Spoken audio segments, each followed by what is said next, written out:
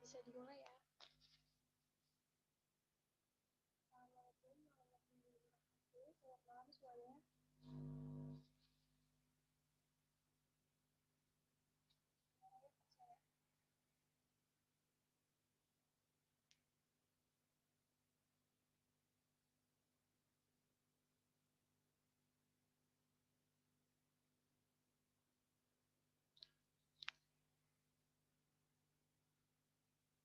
Udah kedengar jelas belum?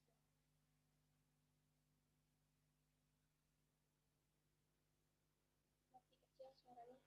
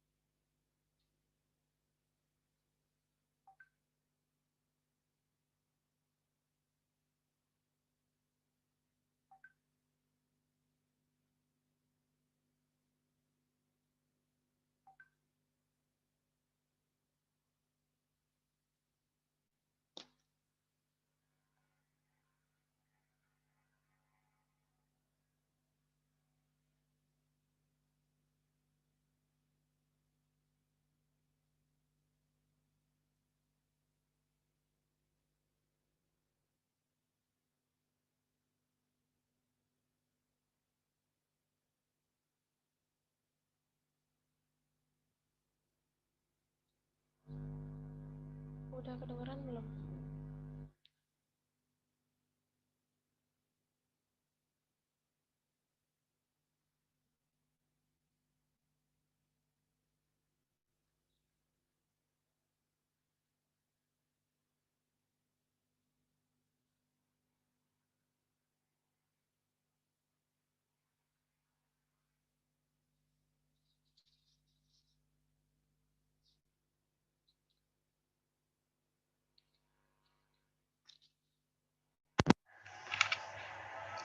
Udah kedengeran belum?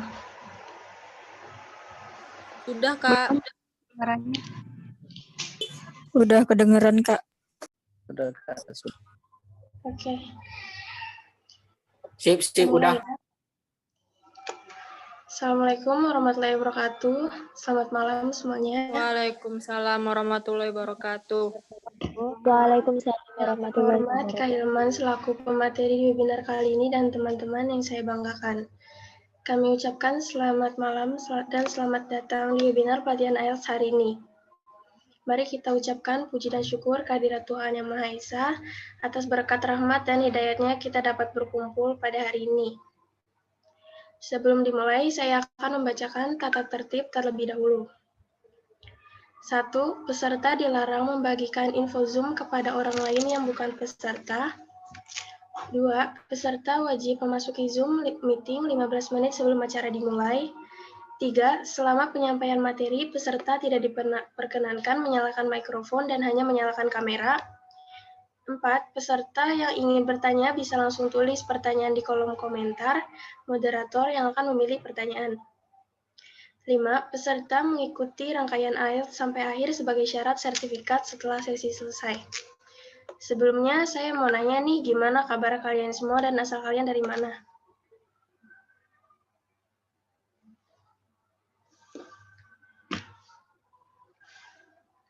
Dari Semarang, Madura. Dari Bali juga.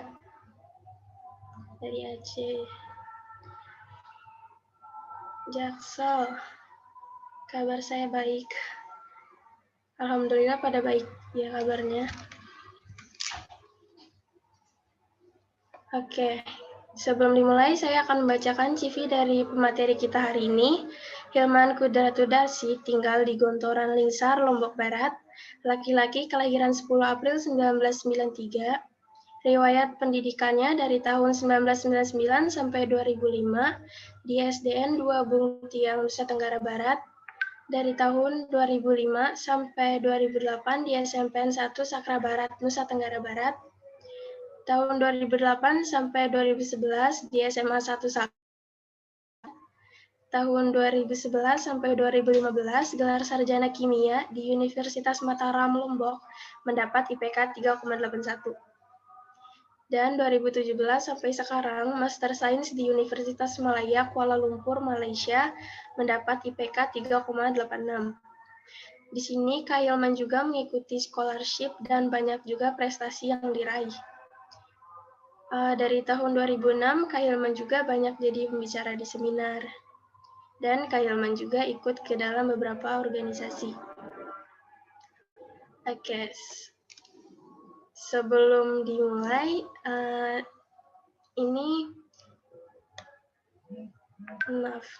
selanjutnya kita akan memperkenalkan apa itu IELTS dan apa sih kegunaannya.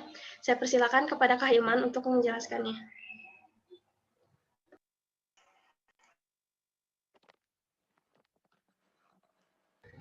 Kak Hilman, boleh langsung dimulai? Oke.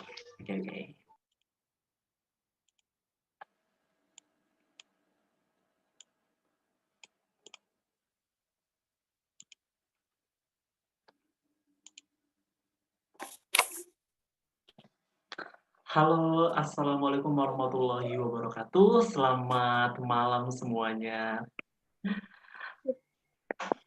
Halo semua. Selamat malam, Kak. Selamat malam, Kak.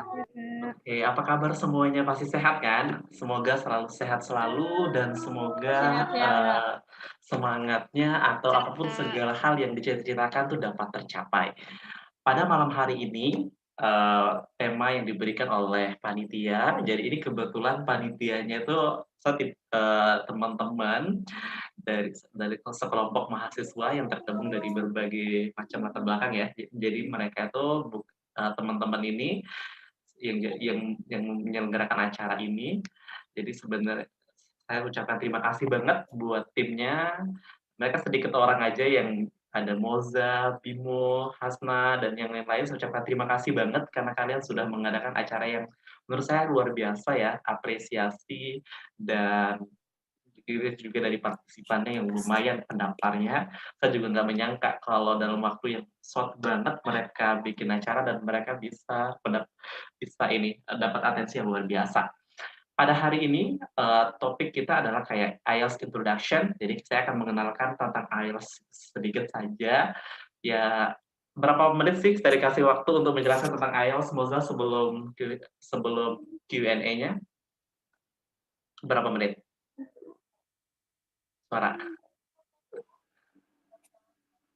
Suara.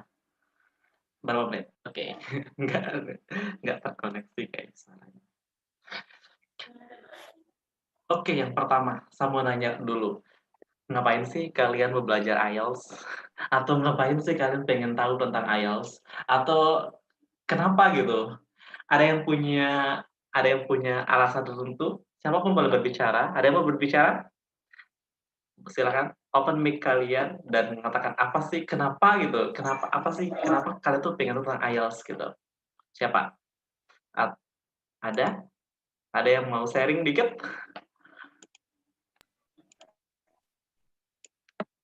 Atau kalian juga boleh tulis di kolom chat ya. Kenapa sih kalian tuh pengen tahu tentang IELTS gitu kan? Beasiswa, ngejar scholarship karena keperluan pendidikan saat beasiswa S2, beasiswa. Berarti bisa saya simpulkan di sini rata-rata alasannya adalah beasiswa.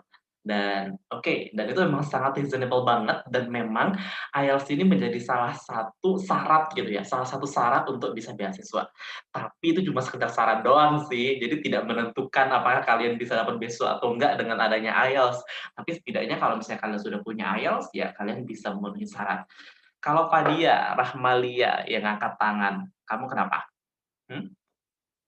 Fadia Rahmalia?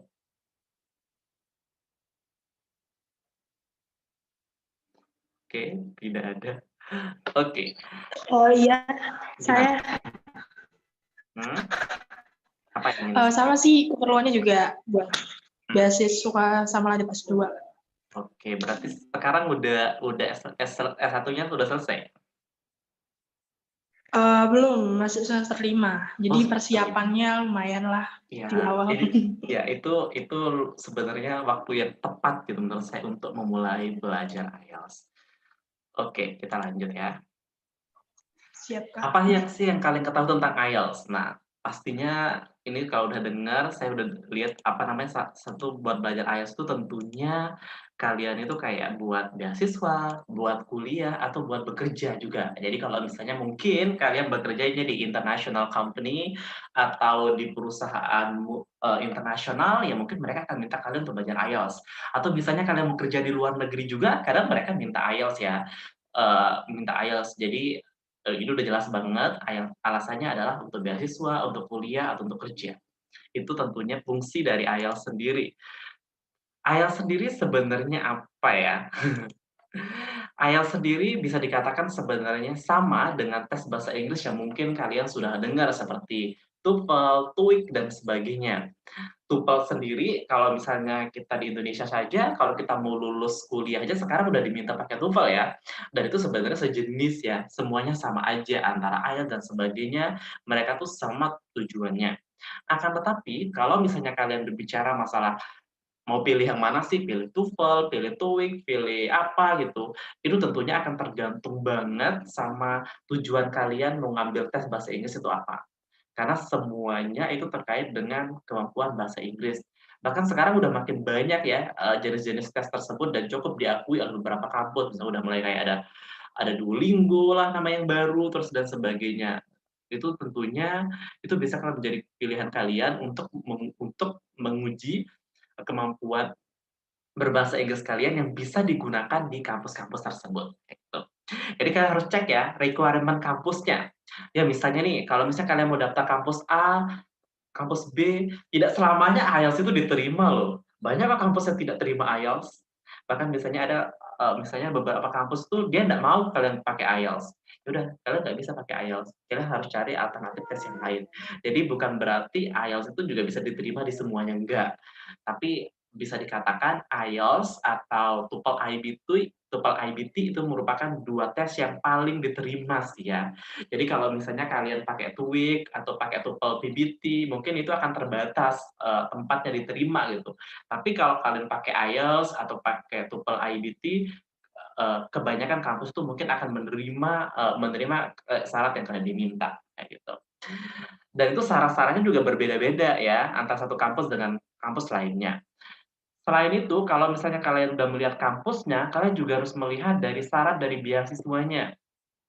Jadi beasiswa tertentu mereka akan mensyaratkan nilai skor yang berbeda. Misalnya kalau kalian di Indonesia, misalnya kalian dari LPDP misalnya ya mau ngambil LPDP kayak saya, ya udah kalian berarti rata-rata mereka kayak 6,5 atau 7 gitu kan. LPDP pun bermacam-macam ya, ada LPDP yang afirmasi, ada yang reguler, dan itu mereka akan meminta syarat berbeda kayak gitu. Tadi juga saya lihat ada dari misalnya dari NTB gitu. Di NTB itu misalnya ada beasiswa NTB yang syarat IELTS-nya mungkin udah 5,5 atau itu udah cukup. Ya udah daftar, berarti kalian nggak perlu dapat syarat IELTS, dapat nilai yang tinggi gitu. Dan setiap tes itu memiliki kekurangan dan kelebihan masing-masing, tapi pada intinya yang paling terpenting adalah kira-kira kalian harus pertimbangkan kayak biayanya, pertimbangkan kayak kesulitannya dan sebagainya. Nah, menurut saya kan sebenarnya yang Pak sebut tadi adalah yang lumayan populer itu adalah TOEFL IBT sama IELTS. Menurut saya kenapa sih IELTS itu justru lebih terkenal gitu ya daripada TOEFL. Ini bukan TOEFL yang biasa kalian pakai ya, tapi TOEFL IBT. TOEFL IBT itu ya tesnya juga sama kayak IELTS yang dimana mereka lumayan juga biayanya sekitar 2,5 juta gitu kan. Itu mungkin karena tes center IELTS itu lebih banyak. Dan kalau misalnya kita ngecek tempat kursus, itu lebih banyak tempat kursus IELTS daripada TOEFL IBT. Jadi agak lebih jarang dan lebih jarang orang tahu tentang TOEFL IBT. Jadi hanya orang-orang tertentu aja yang tahu. Jadi lebih populer IELTS sih. Kalau TOEFL biasanya kita ngomongin TOEFL IBT atau TOEFL yang PBT ya. Kalau kita di Indonesia yang dimana skor maksimalnya itu 677. Oke lanjut. Kalian, nah ngomongin masalah tes IELTS, biaya tes IELTS itu sekitar 3 jutaan, ya bisa lebih kurang sedikit, bisa lebih sedikit, jadi nggak akan terlalu jauh banget perbedaan antara satu tempat dengan tempat lainnya. Jadi Ya, jadi tes IELTS itu lumayan mahal, itu sekitar 3 juta sekali tes. Dan apakah orang-orang itu biasanya tesnya IELTS sekali? Kadang rata-rata orang, terutama yang mau S2 ya, yang dimana kalian mau dapat skor 6,5, tapi ternyata nggak bisa dapat. Jadi kalian harus tesnya lebih dari sekali. Di sini ada yang pernah tes IELTS nggak? Dan ternyata skornya belum memenuhi. Ada yang pernah nggak? Ada yang pernah tes IELTS dan skornya belum memenuhi, jadinya mau ngambil tes lagi? Ada yang mau bersuara? Nggak ada? Nia?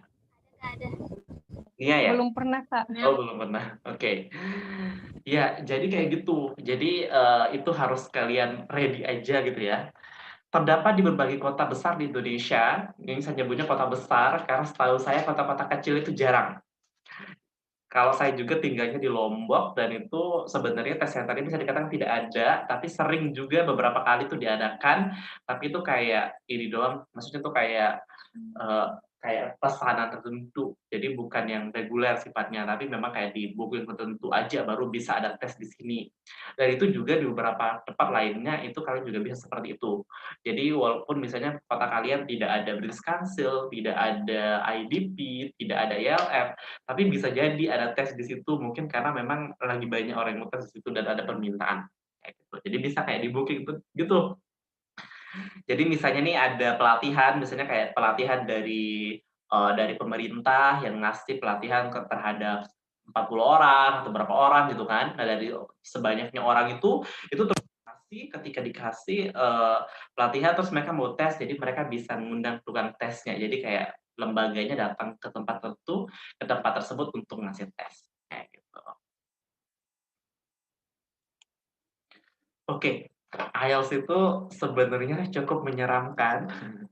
Ini aku ada ngambil beberapa cerita ya, cerita dari orang. Yang pertama dia bilang pengalaman tes IELTS 2 kali dalam sebulan. Tes IELTS 2 kali dalam sebulan, dan itu menurutku udah biasa. Sering juga saya dengar, bahkan juga ada teman saya juga dan banyak orang, itu dalam 1 bulan tuh tes IELTS 2 kali. Jadi ya kalau dari segi biaya lumayan lah ya, 6 juta gitu kan, almost 6 juta itu bisa kepake gitu. Karena harus tes 2 kali. Ada juga yang lolos seleksi beasiswa setelah 10 kali tes IELTS. 10 kali tes IELTS. 1 kali tes 3 juta. Mungkin 10, 30 juta. Belum uang ini dan sebagainya. Jadi belajar IELTS-nya, jadi penghabisannya untuk IELTS aja itu bisa berapa tuh? Itu bisa sampai 30 juta ya, udah bisa beli motor ya, bisa beli motor 1 ya. Bahkan bisa beli motor 1 dan yang bagus gitu. Hanya karena tes IELTS aja gitu. Terus kalian juga bisa melihat ada yang bilang di sini ketiga kalinya, 3 kali. Terus ada yang bilang tes IELTS 8 kali. Tes 6 kali kalau sudah ada 6 kali tes IELTS, 6 kali. Ada berapa lagi? Ada yang tesnya itu 4 kali. Ya, sebanyak itulah dan banyak banget orang-orang yang punya pengalaman di mana mereka tes IELTS itu berulang kali untuk bisa dapat skor yang mereka inginkan. Tentunya dalam tes IELTS itu tidak ada lulus, tidak lulus ya, maksudnya lulus dalam artian kayak kalian dikatakan lulus dapat nilai segini tuh nggak ada. Itu tergantung dengan kalian mau apply kemana, tergantung dengan kalian apply-nya kemana. Ada yang kadang ya udah dapat 6 tuh udah lulus, udah cukup gitu. Tapi ada yang harus dapat 7. Bahkan 7-nya tuh pun kayak ada beberapa kampus di luar negeri yang memang mereka kayak minta IELTS-nya harus dapat 7 dan itu semua band score-nya harus dapat 7. Jadi ada orang itu saya baca ceritanya, dia bilangnya dia tuh harus dapat nilai 7. Pas tes dia dapat 7, setiap tes dia dapat 7, tapi ada nilai dalam setiap skill itu yang dia nggak dapat 7, yaitu di writing terutama. Jadi ketika dia tes sekali, dia dapat 7, bahkan 7,5, 8 gitu. Tapi nilai writing-nya tuh pasti selalu di bawah 7. Bahkan sampai dia berulang kali tes selama setahun itu dia nggak sampai bisa dapat nilai 7. Jadi dia nggak sampai dapat, tapi karena dia sering banyak tes dan kirim ke kampusnya selalu, akhirnya kampusnya tuh kayak kasih keringanan, kasih ya udah mungkin dikasihani gitu ya, udah nyoba berulang kali, udah selalu dapat nilai 7 secara keseluruhan, tapi ternyata enggak. Nah, itu harus kalian selalu cek gitu. Jadi kampusnya itu atau beasiswa kalian daftar itu, dia mintanya overall 7 atau mintanya ada band score, ada bagian yang memang harus lebih dari nilai tertentu. Banyak banget kampus yang kayak, oke kalian boleh dapat 6,5, tapi nilai di writing-nya atau nilai di speaking-nya atau nilai dari keseluruhan band-nya itu nggak boleh ada di bawah segini misalnya. Nah, itu tentunya harus kalian perhatikan. Karena terkadang ada orang yang bilang, ketika belajar IELTS itu kalian fokus sama yang kalian jago. Misalnya kalian tuh jago di listening, ya udah tingkatin aja listening-nya sampai listening-nya tuh dapat nilai semaksimal mungkin. Nanti kan bisa nutupin yang lain gitu. Tapi kalau misalnya kampus yang mensyaratkan ada satu skill yang band score-nya nggak boleh rendah, ya udah, you have choice. Kalian memang harus mempelajari semuanya. Dengar kita baca-baca berita begini, apakah semangat kalian masih oke? Tentunya pasti juga banyak dong cerita yang dimana orang sekali tes langsung dapat nilai tinggi, itu banyak. Jadi ya cerita itu ada yang mudah, ada yang enggak, kayak gitu. Jadi semoga kalian itu menjadi cerita yang bagus ya. Artinya ya setidaknya kalau tes itu ya jangan keseringan ya, setidaknya 2 kali aja udah cukup dapat nilai yang bagus gitu. Jangan sampai berulang kali. Saya ya saling doakan ya. Saya mendoakan teman-teman semuanya. Oke, kita lanjut. Yang pertama,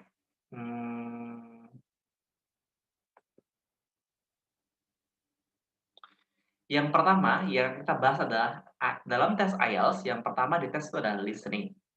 Ini tentunya hal yang lumayan common ya, seharusnya dalam setiap tes bahasa Inggris itu pasti ada mendengarkan.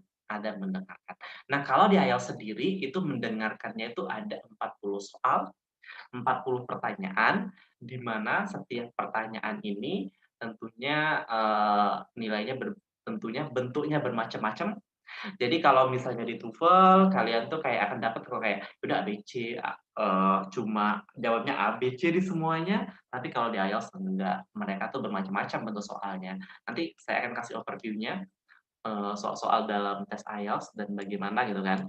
Nah, bagaimana sih kita belajar listening di IELTS gitu kan? Nah, kalau di TOEFL itu kan biasanya orang itu pasti mereka tuh akan lebih mengutamakan American accent, jadi aksen Amerika gitu kan. Tapi kalau di IELTS gimana? Dia secara umum sebenarnya lebih mengutamakan dia British, yang ke Inggris gitu ya. Akan tapi di soalnya itu nggak selalu. Jadi kalian kemungkinan akan ketemu Amerika, ketemu yang Australia, dan ada juga kemungkinan dari aksen-aksen yang lainnya. Jadi di situ kalian harus sering mendengarkan berbagai aksen yang ada, kayak gitu. Nah, kalau dalam belajar IELTS ini tentunya dalam listening sendiri, itu kalau saran saya kalian tuh dalam tiap hari itu dengerin audio dalam bahasa Inggris itu berapa menit. Kalian berapa menit? Coba bisa ditulis di kolom chat aja, berapa menit sih kalian itu biasanya dalam tiap hari itu mendengarkan sesuatu yang sifatnya bahasa Inggris, entah itu film, entah itu lagu, atau entah itu podcast dan sebagainya. Berapa menit biasanya? Nggak ada yang pernah? Siap, 2 menit, 6 menit. Oh, ini ada yang bagus nih, ada yang 2 jam. Isnia. Ada yang Oki Berliana 1 jam. Ada yang Safira Azza 1 jam, ada Iqbal 1,5. Kalau lagu mah kalau lagu kan sering berulang-ulang ya, jadi sebenarnya kalau misalnya kalian sudah tahu ya udah sekali aja. Tapi kalau ini maksudnya yang memang ini ya. Ada yang sampai 2 sampai 4 jam sehari ya. Wow. Ini nilai IELTS udah berapa? Yang 2 sampai Sandy itu udah sampai 6,5 nggak? Kalau tes? 2 jam, 2 episode film, wow. Ini kerjanya nonton film doang nih. But that's good. Tapi memang kayak gitu sih cara belajarnya ya bagaimana lagi gitu kan. Oh tergantung durasi film. Oh jadi ini yang panjang-panjang itu sebenarnya nonton film tiap hari ya. It's okay. Sebenarnya apapun yang kalian lakukan gitu kan. Sandy aku nggak nanya TOEIC, aku nanyanya IELTS. Kalau malas ya setelah meja, kalau lagi rajin lebih dari lebih kurang 2 sampai 3 jam. Oke. Jadi kalau misalnya saya melihat dari ini sebenarnya kalian sudah on good track yang dimana kalian tuh memang sudah berada track yang benar gitu ya atau pada jalan yang benar gitu kan. Ya kalau dalam muslim itu ya siratal mustaqim gitu ya, jalan yang lurus gitu ya. Ya maksud tuh jalan yang benar gitu kan. Jadi kalian sudah mendengarkan udah mendengarkan berbagai audio dalam sini dalam waktu yang berjam-jam per hari. Bahkan biasanya kalau orang yang benar-benar lagi belajar IELTS atau lagi mengkarantina diri untuk belajar IELTS itu memang dia akan menggunakan waktu yang begitu banyak untuk mendengarkan IELTS atau mendengarkan berbagai audio dalam bahasa Inggris. Jadi kayak menciptakan dunia sendiri gitu loh. Ya bukan menciptakan dunia sendiri yang aneh-aneh ya, dalam artian bagaimana caranya kita lebih banyak mendengar yang bahasa Inggris daripada yang bahasa Indonesia misalnya. Ya itu. Karena kalian harus ingat, tes IELTS ini bukan berarti kayak sekedar tes biasa, tapi memang mereka menginginkan kalian itu benar-benar bisa berkomunikasi atau bisa tinggal di luar negeri atau kuliah juga di luar negeri ya tanpa halangan. Jadi mereka berharapnya itu seperti itu. Oke, kita lanjut. How to begin ya.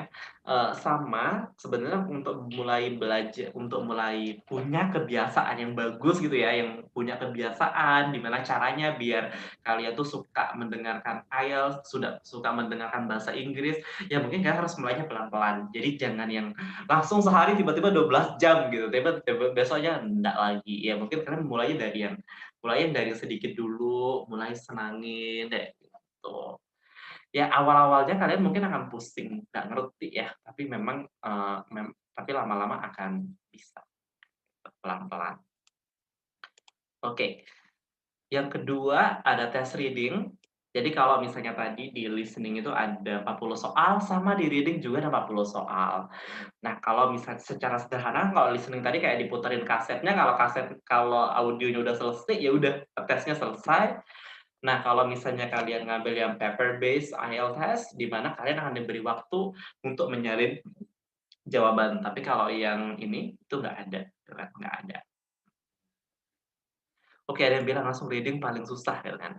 Nah, dalam reading ini, kenapa sih kira-kira susah, Lauren? Kenapa kamu merasa reading itu paling susah? Kenapa kamu merasa kesusahan? Karena gimana ya Kak, harus misalnya ngebahas apa, terus misalnya di paragraf apa, artinya apa, itu tuh males gitu. Males ya? Sampai akhir. Iya.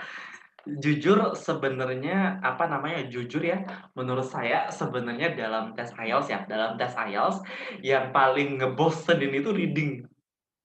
Bayangin aja, setidaknya kalau listening kan masih lah ya kayak ya udah listening udah selesai, kayak nggak ngapa-ngapain gitu loh, kayak udah berjalan aja gitu. Tapi kalau di reading, itu bener-bener ibaratnya tuh kalau udah makan langsung lapar gitu ngerjain reading. Udah ngantuk gitu kan, kayak waktunya dan sebagainya. Nah, karena memang menurut saya yang paling time consuming, yang paling melelahkan itu di reading. Jujur, yang paling itu di reading kayak gitu. Tapi sebenarnya reading itu paling mudah. Bagi sebagian besar orang ya, menurut saya tuh rata-rata orang tuh paling jago di reading sebenarnya. Karena kalau di reading itu kayak kan kalau di reading itu kan kita membaca dan itu mungkin lebih sering ya, setidaknya dari SMP mungkin gitu. Itu sehingga orang itu akan lebih mudah. Tapi memang perlu ketahanan hati dan mental dan perasaan semuanya harus ini ya, kalau di reading ini kalian tuh harus benar-benar siap gitu, benar-benar kuat di situ untuk bisa membaca yang begitu panjang kayak gitu. Nah, di reading sendiri itu sekitar 6 lembar guys, sekitar 6 lembar kalian harus baca, kalian harus ini. Nah yang terpenting adalah apa sih gitu kan. Pada intinya sebenarnya semua belajar bahasa Inggris itu, belajar IELTS, belajar ini sebenarnya pada itu udah banyak latihan. Tapi dalam setiap latihan tuh kita mau ngapain gitu kan, supaya kita tuh ada improvement, ada perbaikan gitu kan dari yang satu dengan yang lainnya. Jadi kita kan harus ada perbaikan gitu kan. Nah, untuk adanya perbaikan yang harus kalian lakukan adalah ketika di listening tadi, untuk ada perbaikan kalian setiap mendengarkan itu kalian kalau bisa cek juga itu kayak pronunciation-nya. Jadi kayak kalau misalnya kalian listening terus nggak tahu dia ngomong apa, kalian boleh cek skripnya. Terkadang kan nggak semua listening itu nggak ada skripnya ya.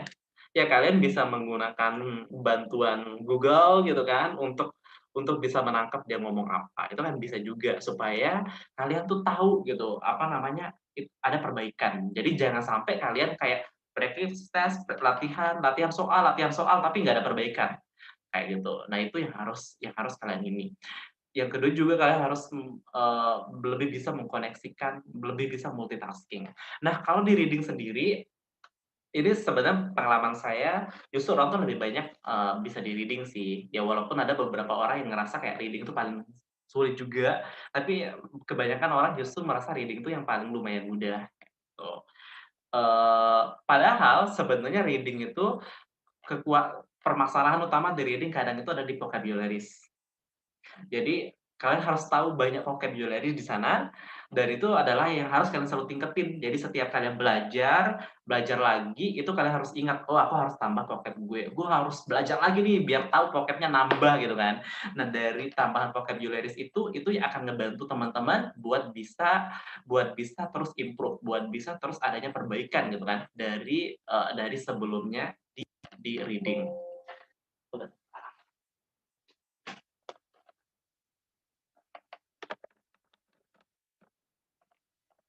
Oke, kalau misalnya di reading, terkadang apa namanya yang jadi permasalahan itu selain dari vocabularies tadi dan ketahanan juga, kalian juga harus fokus ya, harus fokus. Sama yang kedua itu mungkin lebih kepada bagaimana kalian menginterpretasikan. Karena kan terkadang kayak soalnya kayak true, false, not given gitu. Jadi gimana kalian tuh bisa benar-benar melihat sesuatu dengan secara objektif. Itu penting. Jadi terkadang kan kita beda pemikiran gitu kan dengan yang lain. Makanya terkadang kita perlu diskusi juga dengan orang kenapa bisa jawabannya begini, kenapa bisa jawabannya begitu. Oke, lanjut. Setelah reading, di situ kalian akan ketemu dengan yang namanya writing. Wah, menurut saya, writing itu adalah salah satu tes yang dimana itu paling sulit. Ini kalau menurut saya itu paling sebenarnya kalau writing itu kalau ngerjainnya sih sebenarnya akan terasa biasa aja. Ya maksudnya kayak kalian nulis ya nulis biasa aja, nggak akan terasa. Tapi pas keluar nilainya, itu sering banget nilainya tuh nggak sesuai dengan harapan. Ada yang pernah punya pengalaman? Di mana ngerasa pede aja sama writing. Sebenarnya writing itu nulis-nulis ya biasa doang, nulis. Kalian bisa ngerjain ya bisa, ya kan? Kalian disuruh ngerjain writing ya bisa, nulis ya bisa nulis gitu. Tapi ketika udah keluar nilainya, ternyata nilainya buruk. Gitu. Nah, itu tentunya menjadi problem tersendiri ya bagi orang yang sedang belajar listening. Belajar IELTS writing. Apa aja sih yang dinilai dalam writing gitu kan? Tuh, ada loh yang bilang Nur Femi Saripudin dia bilang benar, apalagi writing tas 1 susah gitu. Ini tergantung orangnya sih. Apa namanya writing ini, writing itu ada 2 ya, ada writing tas 1 sama writing tas 2. Di tas 1 itu ngebahas kayak kalian tuh akan menyajikan informasi dari ini. Dari yang ada, misalnya kayak kalian akan dikasih data atau kalian dikasih map atau kalian dikasih grafik dan sebagainya, dan di mana kalian harus tulis ulang. Nah, ketika kalian tulis ulang gitu kan, ketika kalian tulis yang terjadi adalah apa namanya kalian kayak nggak bisa lihat datanya secara ini. Nah, bagi anak-anak yang berasal dari ilmu sosial itu terkadang yang kejadian adalah itu kayak susah ngelihat data. Jadi ada yang kayak ngelihat angka aja udah kayak malas gitu, malas mau diapain angkanya tuh bingung gitu. Atau lihat datanya tuh kayak nggak bisa melihat data. Dari bawaan dari awal sebelum mulai tesnya udah malas gitu melihat angka. Nah, itu juga kadang terjadi.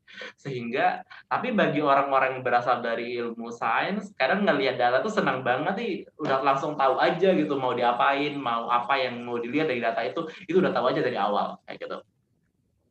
Karena yang pertama dilihat adalah kayak kesesuaiannya. Jadi kalau bisa kesesuaian jawaban, nah itu tas 1, tas 2. Kalau tas 1 itu kan kayak data description gitu, tapi kalau tas 2 di situ kalian akan diminta kayak ngejelasin, kayak bikin esai.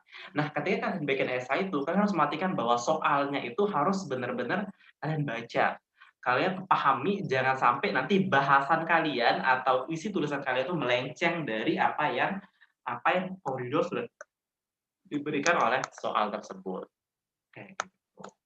Itu jadi jawaban itu penting ya. Yang kedua, ya kan adalah coherence cohesion. Bagi orang Indonesia kayak kita, kalau kita nulis itu biasanya kita nggak perlu mikir tentang coherence cohesion itu kayak gimana. Jadi kadang bikin kalimat itu ya udah nggak nyambung gitu antara satu kalimat dan kalimat yang lainnya, antara satu paragraf dan paragraf itu nggak ada nyambungnya. Itu sering kejadian sama kita.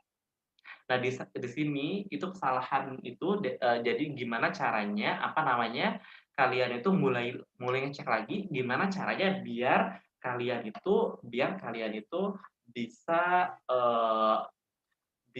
memastikan bahwa itu ada hubungan, itu harus dilatih kayak gitu. Yang ketiga yang nilai dalam writing itu adalah lexical resource. Lexical resource ini vocabularies. Jadi kalau misalnya kalian di IELTS itu kalian tidak boleh disarankan, dan itu memang kayak kalau mau dapat nilai bagus itu kalian harus memperhatikan gitu. Jadi vocabularies-nya itu jangan berulang-ulang. Jadi kalau misalnya udah pakai satu vocabularies itu dalam satu kalimat, itu kayak haram aja gitu hukumnya dipakai lagi. Jadi usahakan banget keduanya atau ketika mau pakai lagi vocabularies yang sama itu harus menggunakan sinonimnya. Jadi jangan menggunakan yang sama kayak gitu kan. Selanjutnya di sini juga ada precision. Jadi terkadang di vocabularies ini tidak semua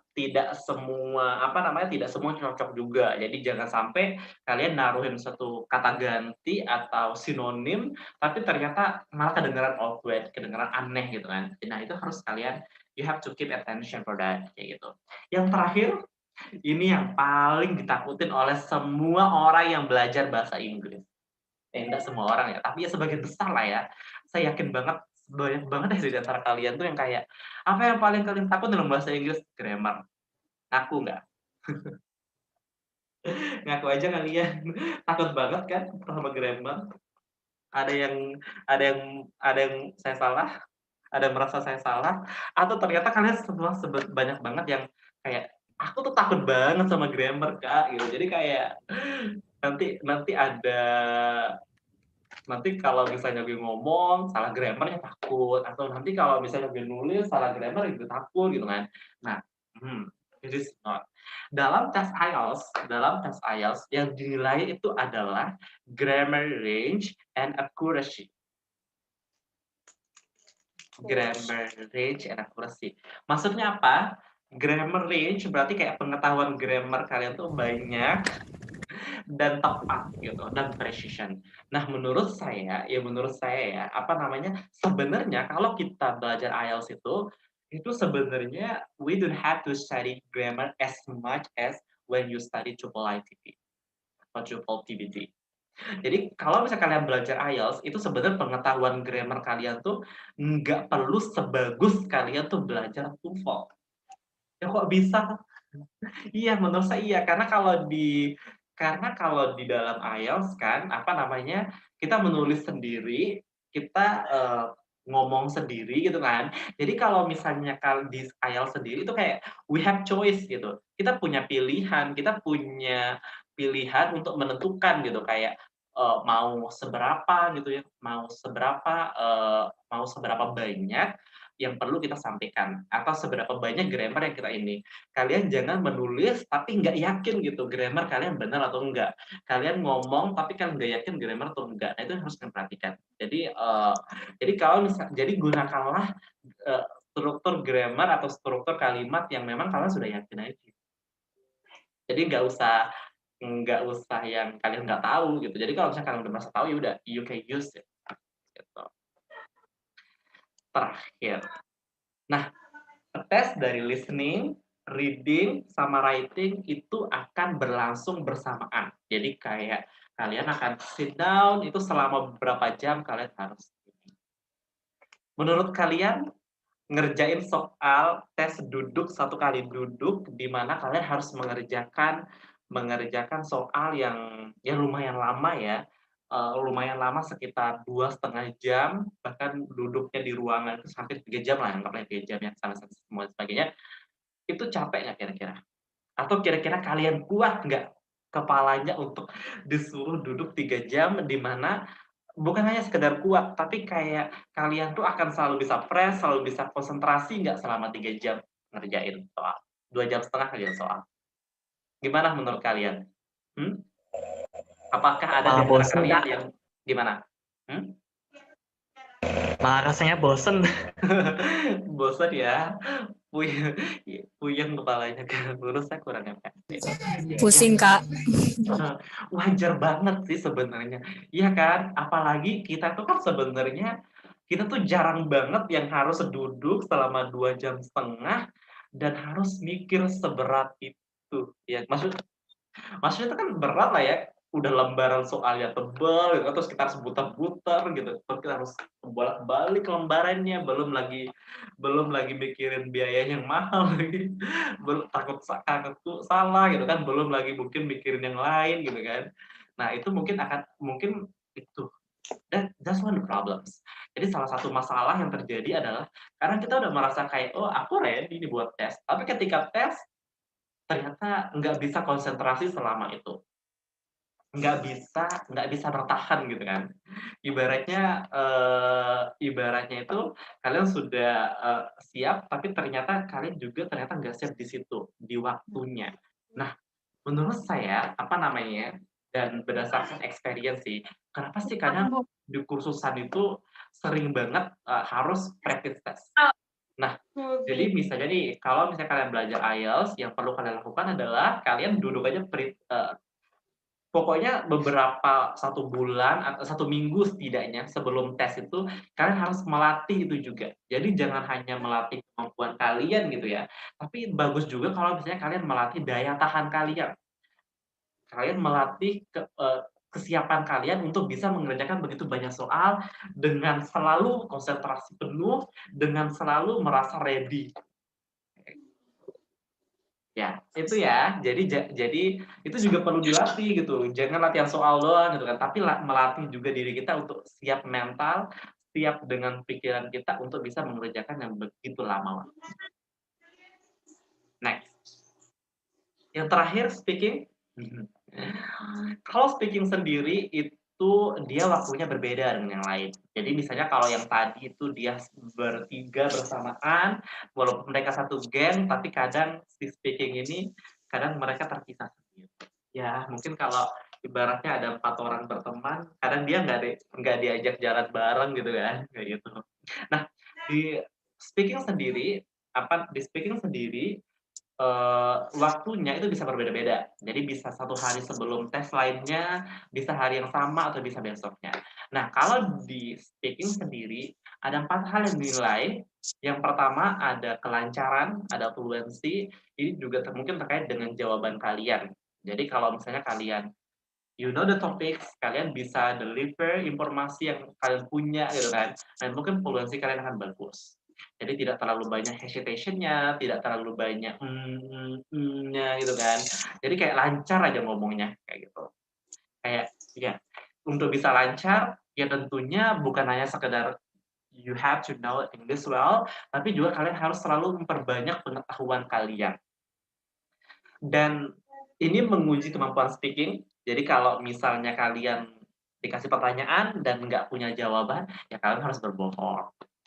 Itu sering ditanyakan soalnya. Apa kayak, "Kak, kalau misalnya aku mau tes speaking, tapi aku nggak tahu nih pertanyaannya." Misalnya dia pertanyaannya tentang, mengunjungi suatu museum gitu, tapi kalian nggak pernah pergi ke museum. Nah, gimana cara jawabnya? Ya udah kalian harus bohong. Ini bukan menguji kayak kejujuran kalian ya, tapi menguji kemampuan bahasa Inggris. So, no problem. Yang kedua, pronunciation. Sebenarnya kalau pronunciation ini, eee jarang ya, bahkan menurut saya tuh jarang banget orang Indonesia tuh pakai British. Walaupun ini tes IELTS, tapi jarang banget orang Indonesia tuh pakai British sih menurutku. Lebih banyak kayak pakai lebih ke American atau lainnya. Jadi nggak apa-apa, kalian mau pakai pronunciation yang mana, asal clear dan itu bener. Jadi jangan salah aja ngomongnya apa. Yang selanjutnya ada lexicarius, vocabularies. Jadi kalian usahakan memastikan bahwa setiap kali ngomong itu kalian juga kontrol gitu. Di sini ada yang anak debat nggak? Maksudnya sering punya experience dalam debat bahasa Inggris gitu-gitu. Ada nggak?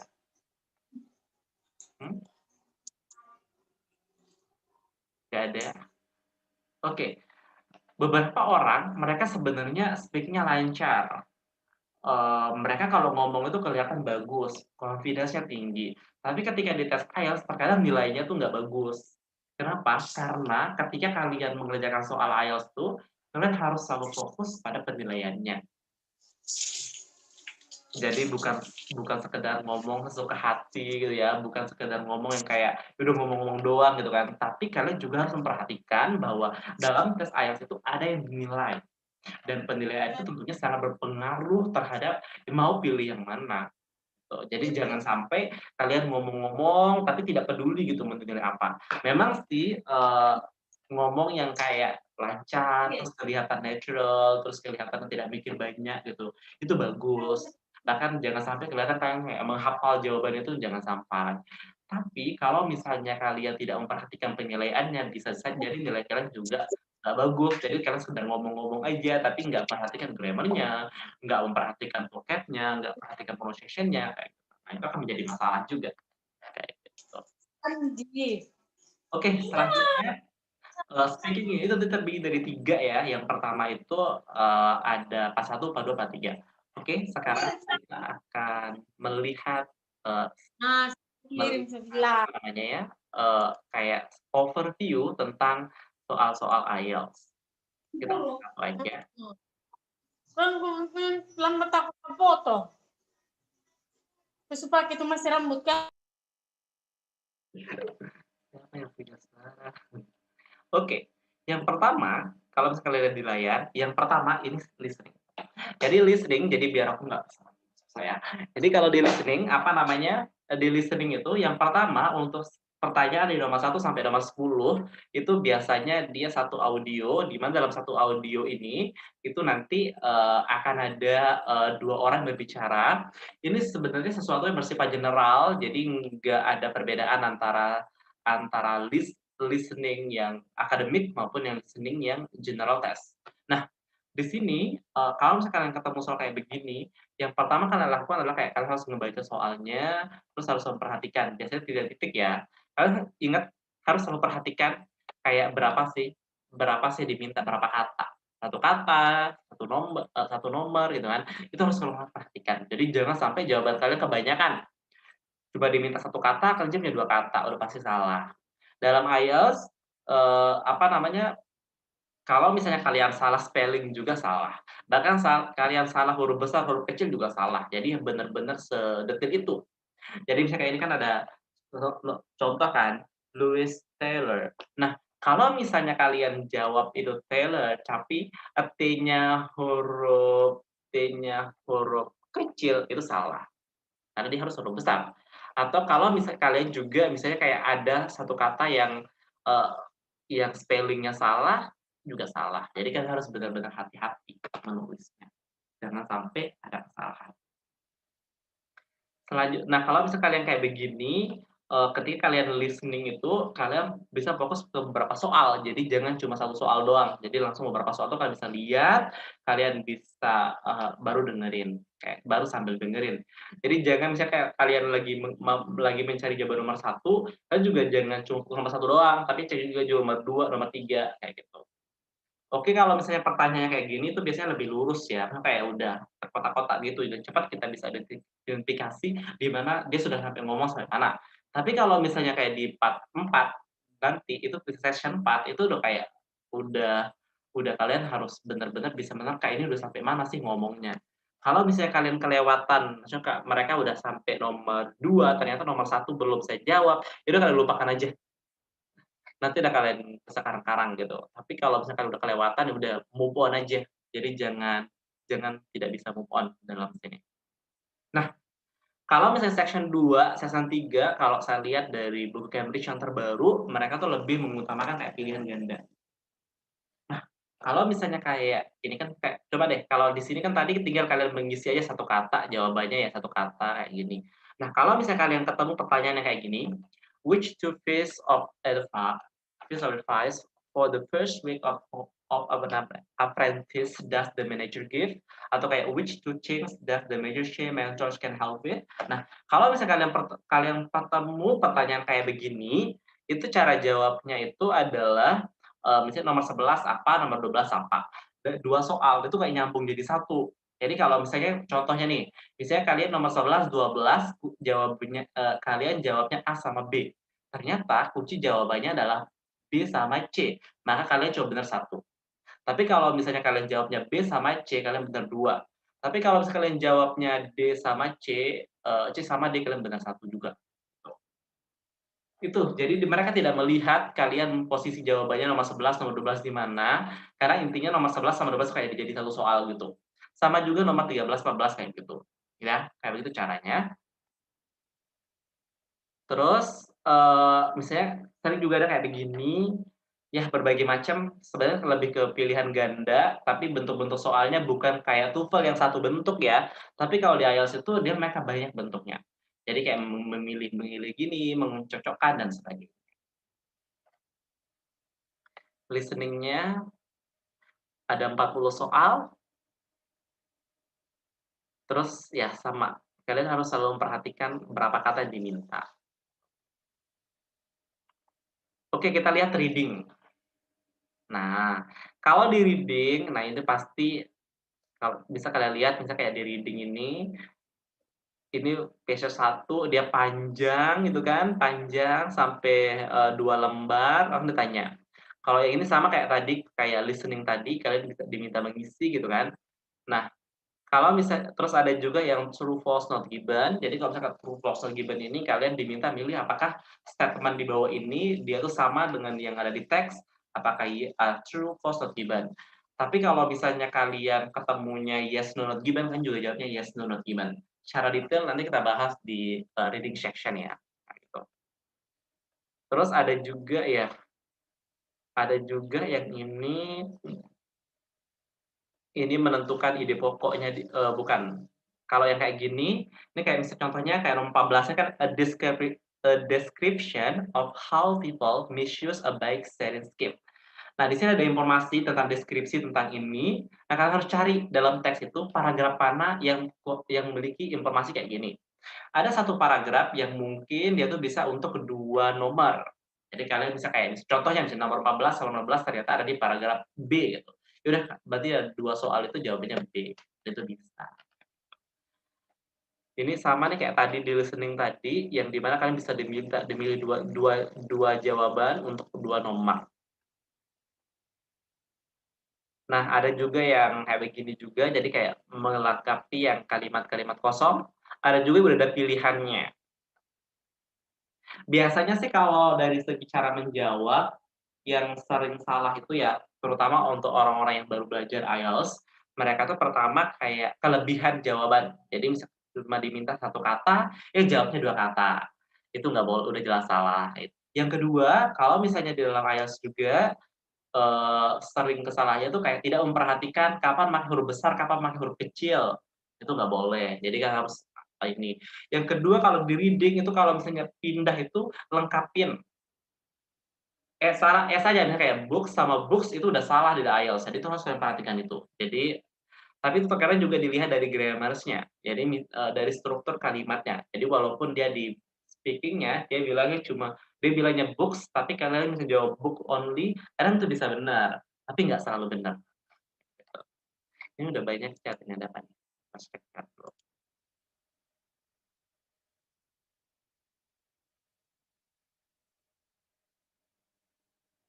Oh iya, ada peringatan untuk berhenti. Oke. Yes, plural and singular salah, auto salah. Bener Bang. Oke, kalau di writing saya ada pertanyaan soal writing ya, soal writing. Misalnya ini ada writing tas 1 gitu kan, ada writing tas 1. Di sini misalnya ada writing tas 1, di sana kalian diminta sekitar 20 menit untuk ngerjain. Soalnya kayak gini. Terus kalau di tas 2 itu tadi misalnya kayak some people believe that it is the best to accept a bad situation such as an unsatisfactory job or shortage of money. Others argue that it is better to try and improve such situation. Nah, kalau tas 2 itu kalian jawabnya esai. Kalau di tas 1 kalian harus menjelaskan informasi yang ada. Nah, yang terakhir ada tes speaking. Kalau speaking sendiri itu ada part 1, part 2, part 3. Di part 1 ini kalian akan dikasih pertanyaan aja, terus kalian langsung jawab doang. Tapi kalau di part 2 dia sedikit berbeda. Jadi kalau di part 2 kalian itu kayak akan dikasih kayak 1 lembar kertas dan kalian bisa dikasih waktu 1 menit untuk persiapan dan kalian ngomong sekitar maksimal 2 menit. Nanti di part 3 kalian akan berdiskusi. Kalian akan dikasih topik yang bisa lebih panjang dan sebagainya. Oke, buat teman-teman yang kalau misalnya ada pertanyaan, kalian sudah bisa membuat format pertanyaan di kolom chat ya, itu dikasih sama adminnya tuh. Nanti kalian akan dibacakan sama moderatornya. Kalau ada pertanyaan, kalian bisa menggunakan format yang udah diberikan sama Hasna. Oke, kita balik ke slide lagi. Dikit lagi ya.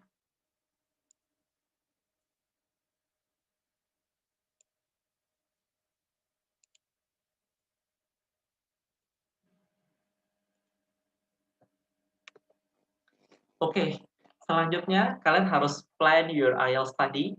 Jadi kalau misalnya kalian harus refer ke kondisi kalian sekarang, misalnya kayak kalian mau ambil tes kapan.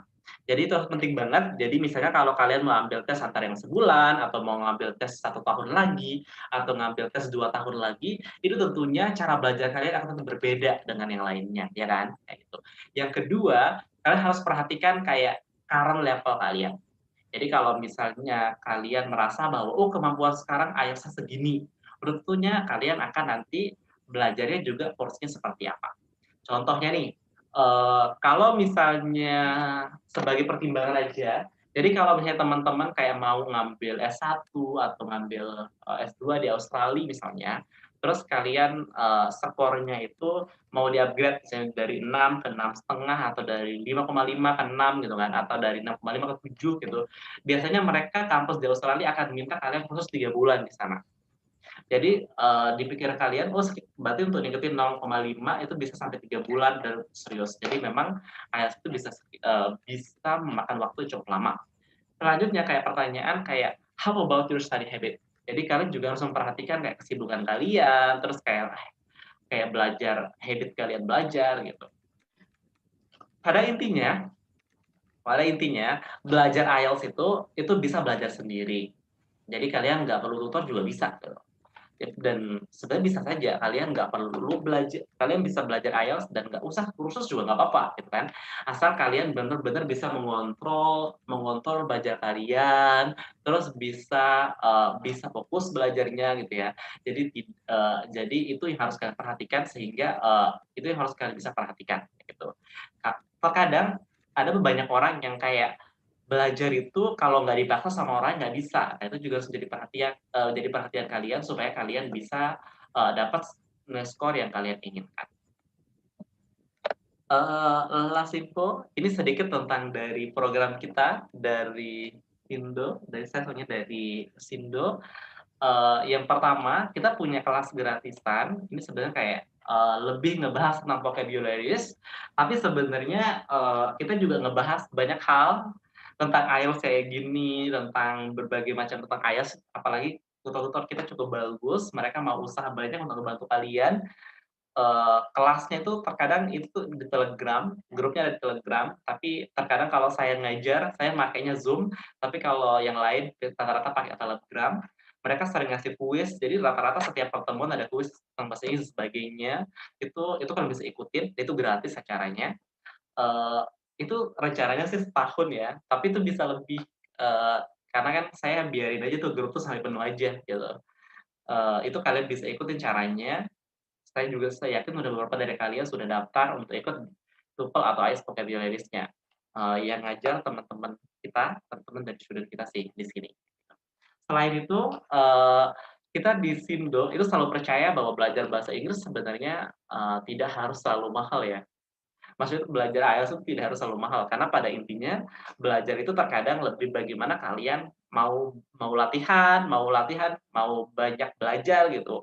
Makanya, dari situ saya membuat inisiasi untuk membuat kayak IELTS membership program yang di mana, sebenarnya kalau misalnya kalian ambil kursusan di sini, itu saya bisa jamin itu lebih murah dari manapun sebenarnya ya.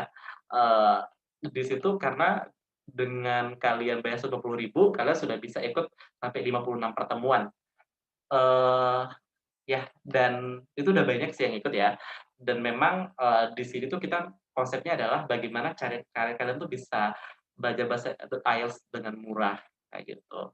Karena tapi semuanya programnya online sih, mungkin itu jadi satu kekurangannya. Oke, itu aja yang dapat saya sampaikan, karena udah ditagih juga sama moderatornya, udah selesai, Kak, gitu. Ya udah saya kembalikan kepada moderator, silakan, Moza. Oke, baik. Terima kasih kepada Kak Hilman yang sudah memperkenalkan apa itu IELTS kepada kita semua. Nah, kayaknya nih udah banyak banget yang nanya di kolom chat ya. Saya beri kesempatan untuk 2 orang bertanya. Saya akan bacakan, nanti Kak Hilman bisa langsung jawab ya, Kak.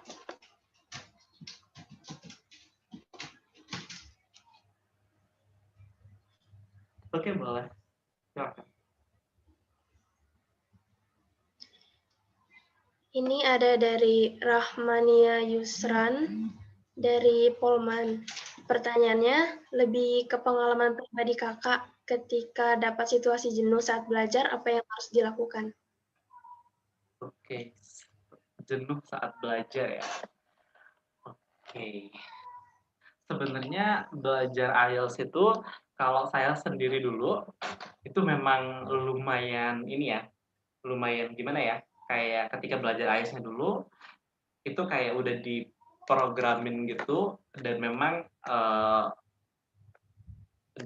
itu kayak 3 bulan atau 6 bulan itu harus belajar dari pagi sampai sore. Itu kadang malam juga masih belajar lagi, kayak gitu. Nah, kalau bicara masalah jenuh ya, yang pertama tentunya kalian harus mencari tahu, apa sih yang bisa membangkitkan semangat.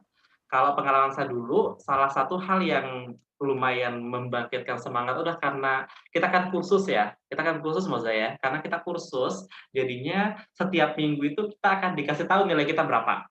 Jadi kayak di kelas itu akan sudah tempel tuh, terus berapa nilaimu. Itu jadi kayak selalu motivasi tiap minggunya gitu. Jadi kan nggak mau dong, maksudnya nilai kita kok nggak ada perubahan gitu, teman-teman kita udah ada yang meningkat, atau yang semula skor kita bagus, tapi ternyata malah kalah dengan yang lain, gitu kan. Nah, itu salah satu motivasi saya. Jadi, misalnya kalau kita practice test, kita juga punya teman, jadi kita juga ada persaingan gitu kan, ada saingan gitu, itu penting juga. Jadi kalian carilah circle kalian supaya kalian itu punya ini, circle-nya itu supaya itu bisa memotivasi kalian. Yang kedua, belajar IELTS itu please, kalian harus ingat bahwa belajar IELTS itu belajar bahasa Inggris ya, yang di mana apapun yang kalian lakukan itu tentunya itu akan membantu kalian belajar. Jadi, kalian harus cari, setiap orang tuh pasti punya cara tersendiri untuk belajar, Ya seperti tadi kan banyak suka nonton film, itu kan bisa ngebantu listening kalian, kayak gitu. Terus, kalau misalnya kalian nggak suka membaca ini, nah coba deh kalian cari baca mungkin versi komiknya atau versi apa gitu yang dibaca ya, kayak gitu. Jadi intinya kan kalian harus berlatih kayak speaking, writing, listening, reading, itu kalian berlatihnya.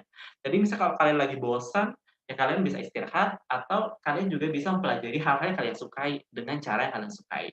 Karena belajar bahasa Inggris yang nggak harus selalu dengan cara yang dengan cara yang dengan cara yang biasa aja gitu kan. Kalian bisa selalu mencari cara bagaimana cara supaya kalian bisa menikmati apa yang dipelajari.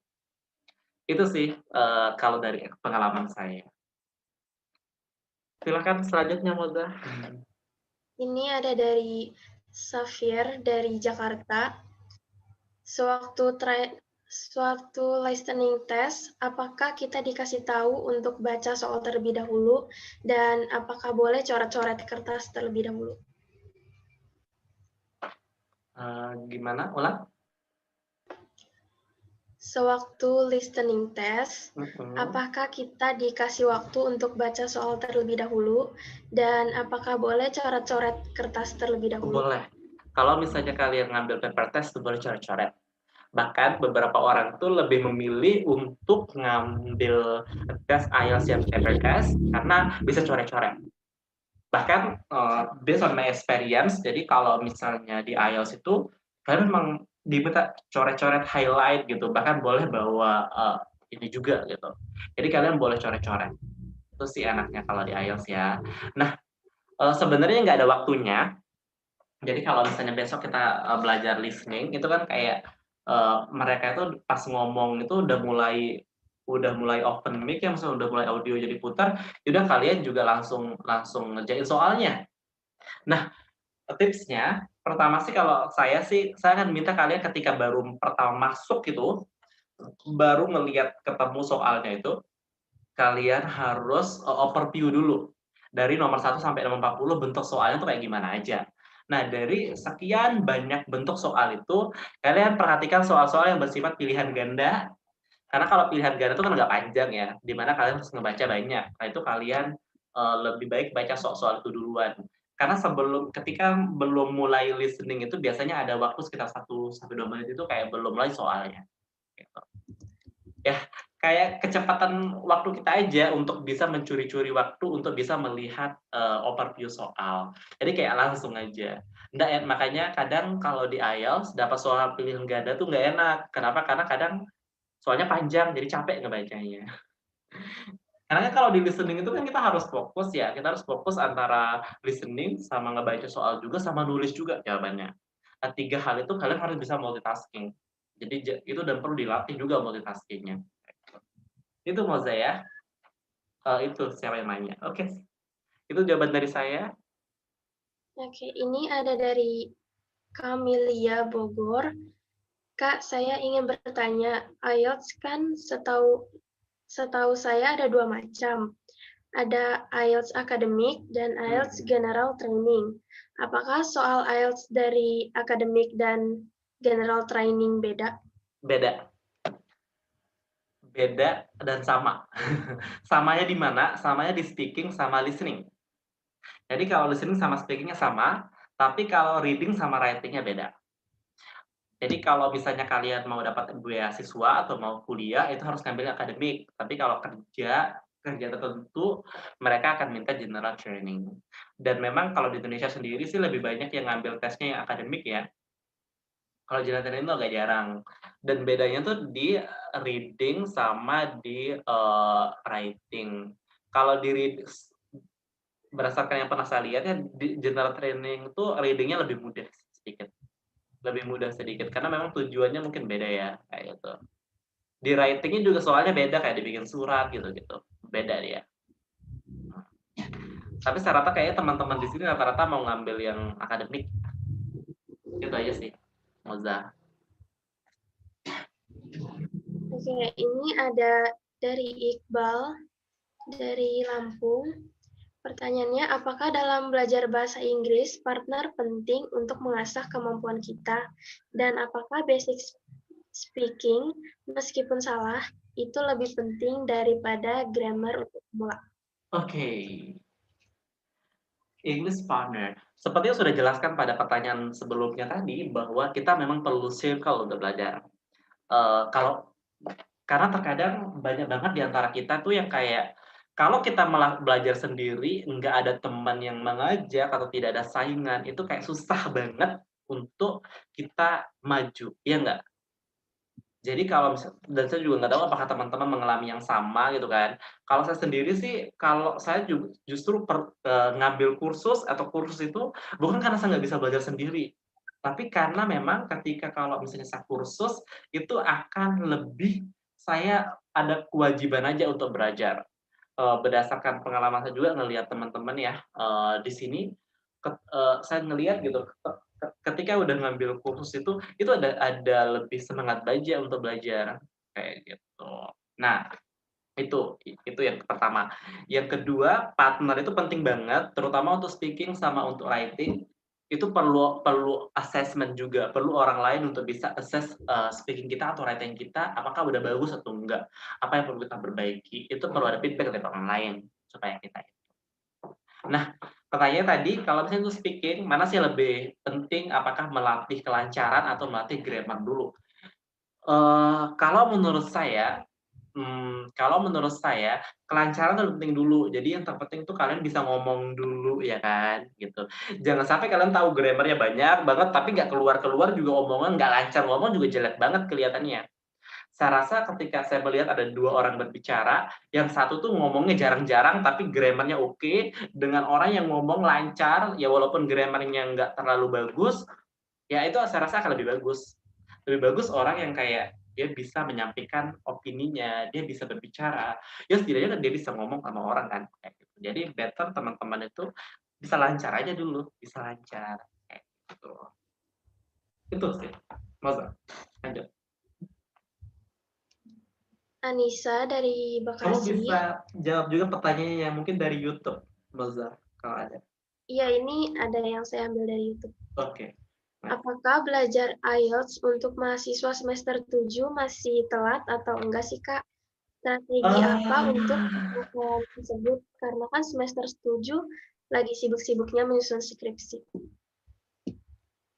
Sebenarnya enggak telat, tapi tentunya akan better itu kalau belajar sebenarnya dari semester agak bawah, agak 3, 5, 1 itu jadi kayak lebih panjang aja waktu untuk persiapannya.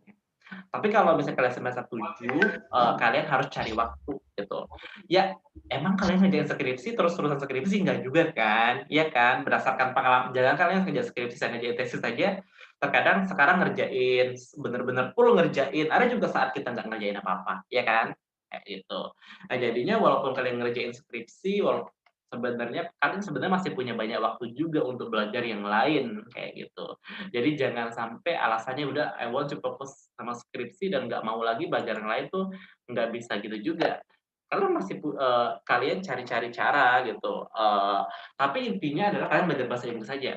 Kalian bisa nonton film sebagai hiburan gitu kan, atau melakukan hal lain, atau mungkin kalian pergi jalan-jalan ke tempat pariwisata, terus ngajak ngomong bule gitu kan. Kalian udah bisa berlatih speaking di sana. Jadinya tetap belajar jadinya. Ya mungkin yang berasal dari Bali atau dari Lombok mungkin atau dari beberapa daerah kan bulenya banyak tuh. Ya kalian pergi aja bisa ngomong sama bule. Nah, terkadang walaupun kalian bisa ngomong bahasa Inggris, tapi ketika kalian berbicara sama native speakers atau bule gitu kan, kalau misalnya mereka tuh nggak mengerti kalian ngomong apa, itu a problem juga. Jadi kalian mungkin perlu juga berbicara sama mereka untuk melatih gitu. Apakah mereka mengerti apa yang kalian sampaikan?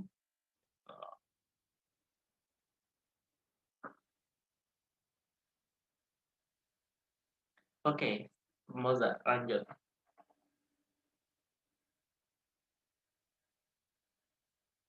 Suaranya. Ada Givari dari Riau. Bagaimana cara agar kita memahami grammar dengan mudah tanpa adanya kejenuhan saat memahaminya? Karena menurut saya grammar ini sangat penting. To be honest, saya tuh bukan jago grammar. saya pribadi bukan yang kayak orang yang truly understand grammar. Nah, tapi kalau saya, cara saya belajar grammar itu sebenarnya ini I don't know, mungkin juga kalian bisa praktikin ya.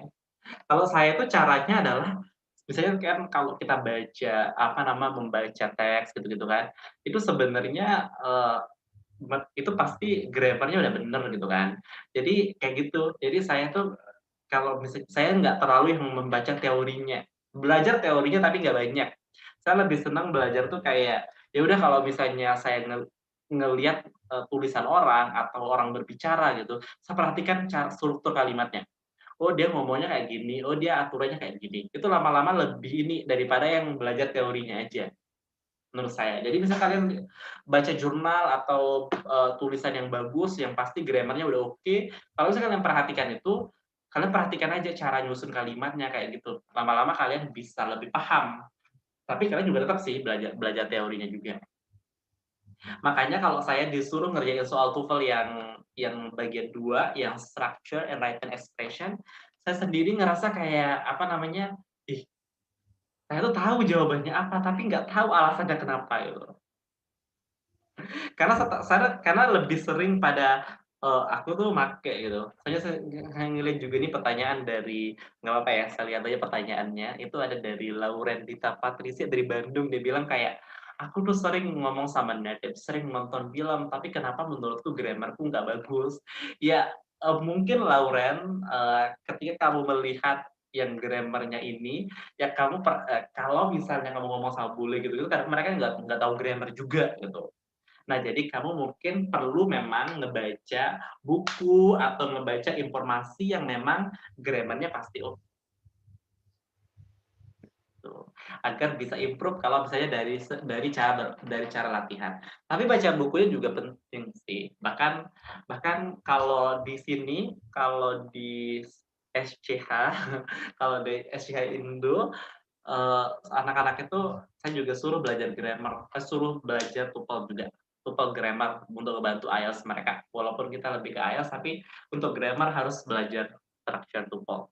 Karena dari situ mungkin akan banyak ininya. Karena penting juga belajar tahu grammar itu tidak hanya di speaking atau untuk writing, tapi juga untuk reading, listening juga penting. Oke, itu aja sih.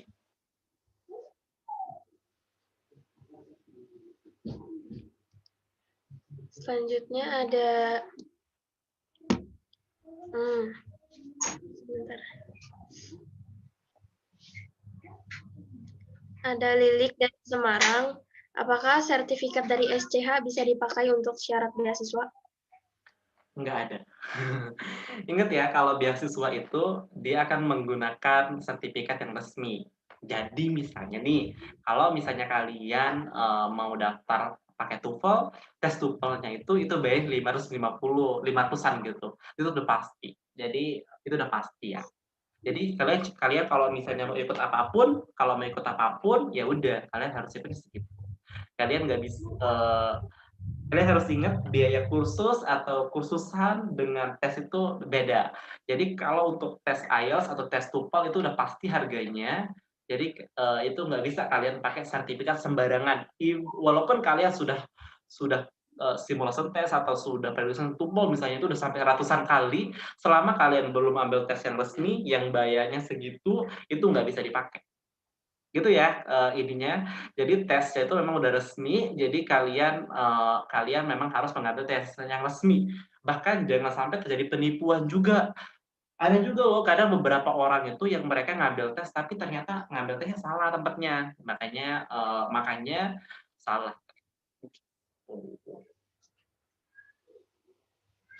Oke, itu sih. Ada lagi, Masa? Ini ada dari Demas. Dalam reading section, apakah kita bisa menggunakan fitur CTRL-F? Bagaimana membedakan antara false dan not given di section reading?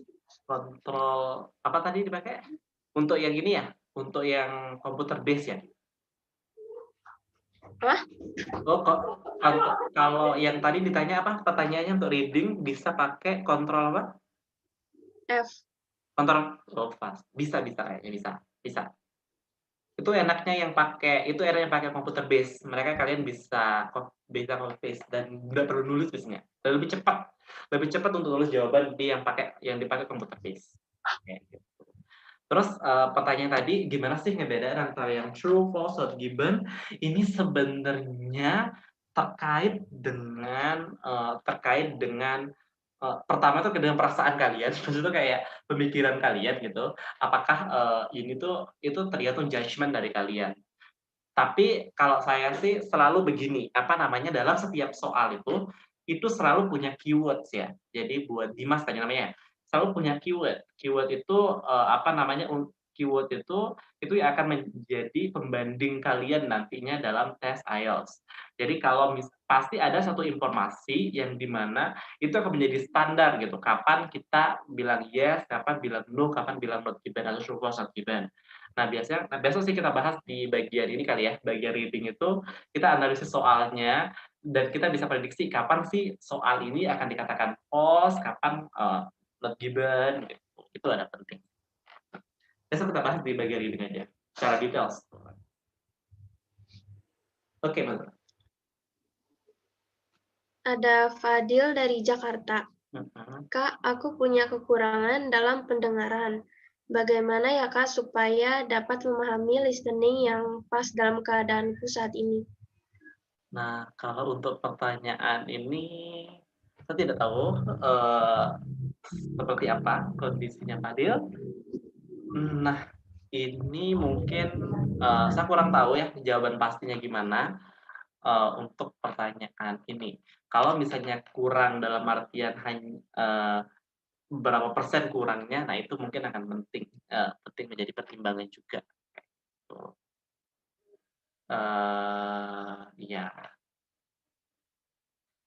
Kalau setahu saya kurang ngerti untuk case yang kurang ini. Untuk yang kurang pendengar saya kurang ngerti. Sorry, I cannot answer this question. Soalnya saya punya teman dulu, dia nggak bisa dengar sama sekali. Terus kalau nggak salah dia gimana ya waktu itu? Dia jadinya kayak minta keringanan gitu, nggak tes listening. Nah, jadinya itu mungkin bisa nanyakan ke kampusnya juga kayak gitu. Iya, bisa ini. Tapi kalau bisa kayak kalian tes listening IELTS, tapi kalau misalnya kayak kurang-kurang gitu Fadil, kamu bisa ambil yang ini, yang by komputer, itu dikasih earphone. Kalau yang paper kan itu kayak di ruangan, terus nggak ada ininya, tapi kalau di ini itu pakai earphone ya. Jadi seharusnya lebih menyenangkan. Oke, lanjut. Ada Alfiansyah dari Jakarta. Apakah dalam listening terdapat aksen bicara dalam speakernya? Bagaimana menghadapinya? Apa aksen? Apakah dalam listening terdapat aksen bicara dalam speakernya? Bagaimana menghadapinya? Maksudnya tuh berbeda-beda aksen ya? Gimana maksudnya? Kurang tahu juga. Iya kali ya. Mungkin kalau aksen ya itu.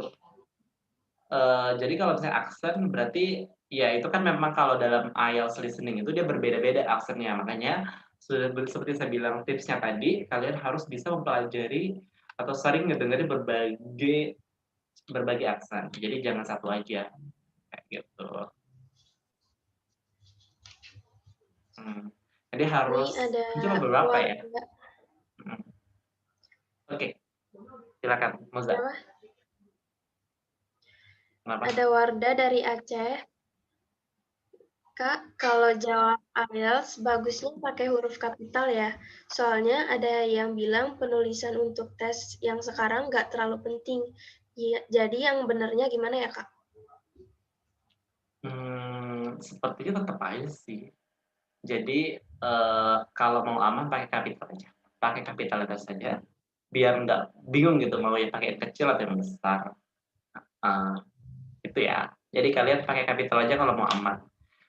Saya belum tahu informasi yang kurang memperhatikan ini kurang memperhatikan capital letters atau small letters-nya, tapi setauku seharusnya itu tetap diperhatikan karena itu kayak dengan grammatical. Jadi nggak ada nggak ada tawar menawar sih.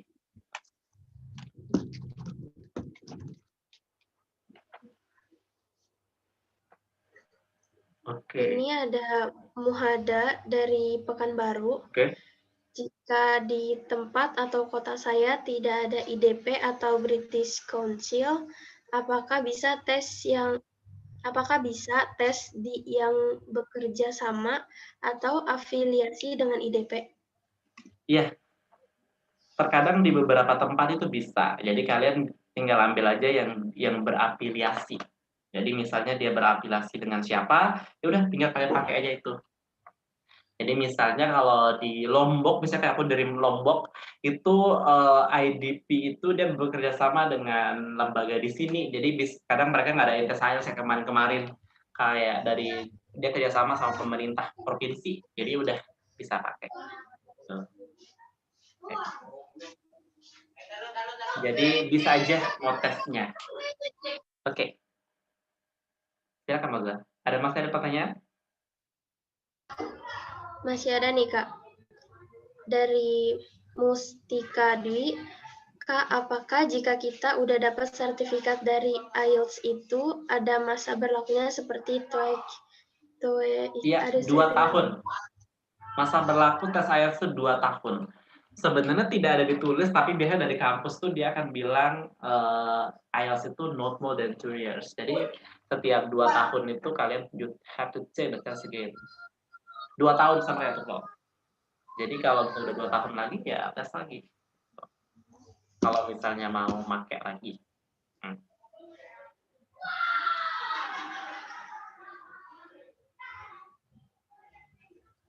Ini kayaknya pertanyaan terakhir ya, soalnya ada gangguan juga di YouTube. Oke, boleh. Ini dari Faras dari Tangsel. Kak, untuk listening paper base, apakah bisa atau ada pengulangan untuk dapat mendengar ulang audionya? Tidak ada. Sekali semua. Jadi sekali putar. Sekali putar aja. Itu udah jawabnya pendek ya. Tapi kayak gitu. Kan jadi cuma gitu aja. Oke. Baik hadirin semuanya, alhamdulillah rangkaian hari ini sudah berjalan dengan baik. Sebelum saya akhiri, saya akan membacakan kesimpulan untuk hari ini. Jadi yang tadi dibahas itu, IELTS sama dengan tes bahasa Inggris lainnya seperti TOEFL dan lainnya itu. Dan ada beberapa kampus yang menerima IELTS, jadi harus diperhatikan lagi. Tes IELTS ini bukan tes biasa, jadi kayak mengharuskan untuk berkomunikasi dalam bahasa Inggris dan harus banyak mempelajari banyak vocab.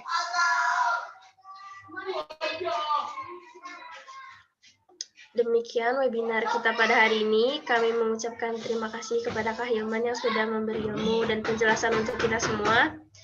Dan juga terima kasih kepada audiens yang sudah menyimak dengan antusias. Pada akhirnya, saya Moza selaku moderator pamit undur diri. Terima kasih atas perhatiannya. Mohon maaf jika ada kesalahan, baik yang tidak disengaja ataupun maupun yang disengaja. Saya ucapkan terima kasih. Wassalamualaikum warahmatullahi wabarakatuh. Sampai jumpa di sesi berikutnya. Oke, thank you.